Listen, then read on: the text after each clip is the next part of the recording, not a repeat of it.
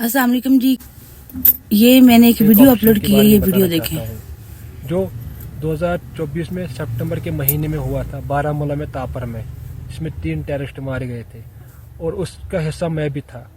और 2 महीने पहले उन बंदों को हमने एक सर्च ऑप्शन में उठाया था और उसके बाद इनने उनको पता नहीं कहाँ बंद करके रखा था। और 2 महीने के बाद हमें खबर मिलती है शाम के टाइम हमें टेररिस्ट मारने, टेररिस्ट कहीं पे छुपे हुए। और जब हम उस जगह पहुंच गए तो वहाँ पे फायरिंग स्टार्ट हो गई थी। और जैसे सुबह हम वो डेड बॉडी निकालने के लिए गए, जैसे हमने वो डेड बॉडी देखी तो वो वही बंदे थे, वो मौसूम बंदे जिनको उठाया था।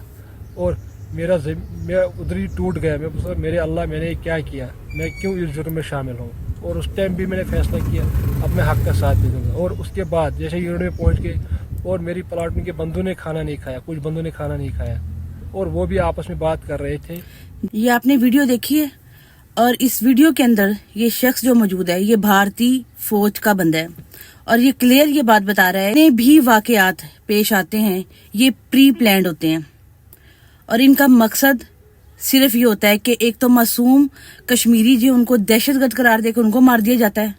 उसके बाद ये सिर्फ झूठा प्रोपेगेंडा करते हैं और यकीनन ये जो झूठा प्रोपेगेंडा करते हैं फिर उसका पाकिस्तान पर भी इल्जाम लगाते हैं।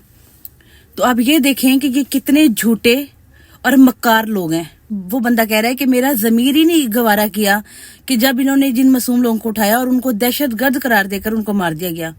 ऐसे ये कुत्ते और लानती लोग हैं, लानत इन लोगों की जिंदगियों पे।